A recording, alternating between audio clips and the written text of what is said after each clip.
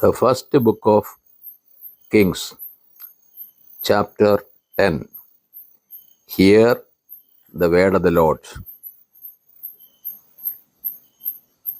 Visit of the Queen of Sheba. Now, when the Queen of Sheba heard of the fame of Solomon concerning the name of the Lord, she came to test him with hard questions.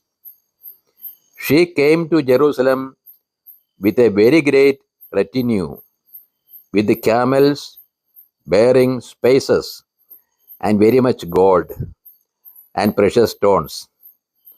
And when she came to Solomon, she told him all that was on her mind.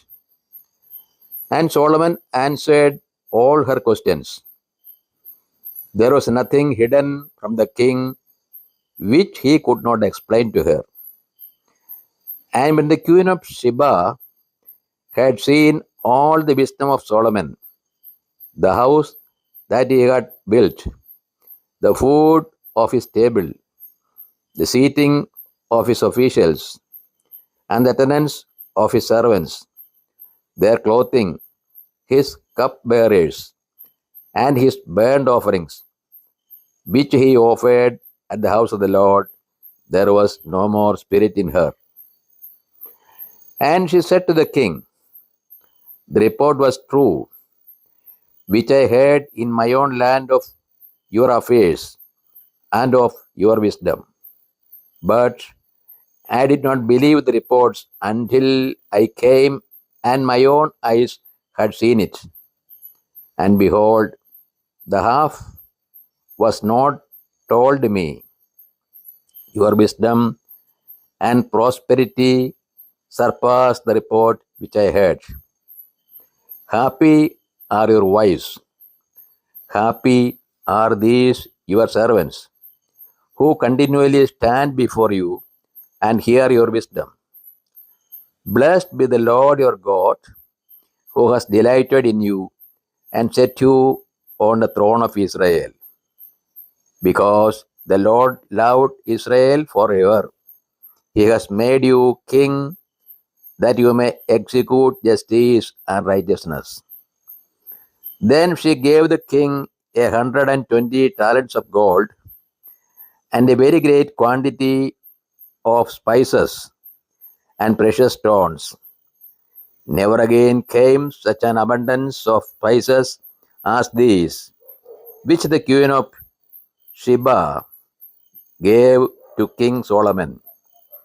Moreover, the fleet of Hiram, which brought gold from Ophir, brought from Ophir a very great amount of almug, wood, and precious stones.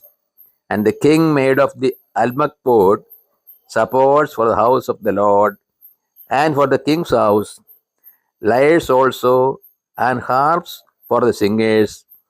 No such almug wood has come or been seen to this day. And King Solomon gave to the queen of Sheba all that she desired, whatever she asked, besides what was given her by the bounty of King Solomon. So she turned and went back to her own land with her servants. Now the weight of gold that came to Solomon in 1 year was 666 talents of gold, besides that which came from the traders and from the traffic of the merchants and from all the kings of Arabia and from the governors of the land. King Solomon made 200 large shields of beaten gold. 600 shekels of gold went in each shield. And he made 300 shields of beaten gold.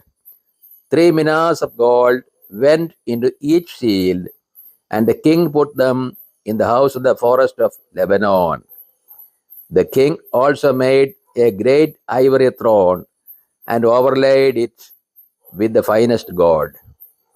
The throne had 6 steps, and at the back of the throne was a calf's head, and on each side of the seat were armrests, and 2 lions standing beside the armrests, while 12 lions stood there, one on each end of a step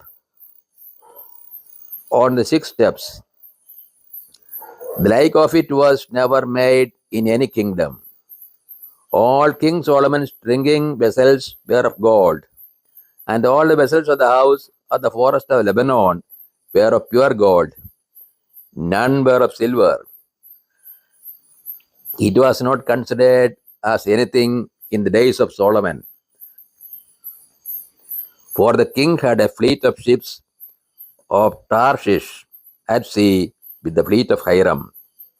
Once every 3 years, the fleet of ships of Tarshish used to come bringing gold, silver, ivory, apes, and peacocks. Thus King Solomon excelled all the kings of the earth in riches and in wisdom. And the whole earth sought the presence of Solomon to hear his wisdom, which God had put in his mind. Every one of them brought his present, articles of silver and gold, garments, spices, horses, and mules, so much year by year. And Solomon gathered together chariots and horsemen. He had 1,400 chariots and 12,000 horsemen, whom he stationed in the chariot cities and of the king in Jerusalem. And the king made silver as common in Jerusalem as stone. And he made cedar as plentiful as the sycamore of the Shiphrah. And Solomon's import of horses was from Egypt and Cu, and the king's traders received them from Cu at a price. A chariot could be imported from Egypt for 600 shekels of silver, and a horse for 150, and so through the king's traders they were exported to all the kings of the Hittites and the kings of Syria. This is the word of the God to us. O Lord, open our hearts that we put into practice that which you have revealed to us.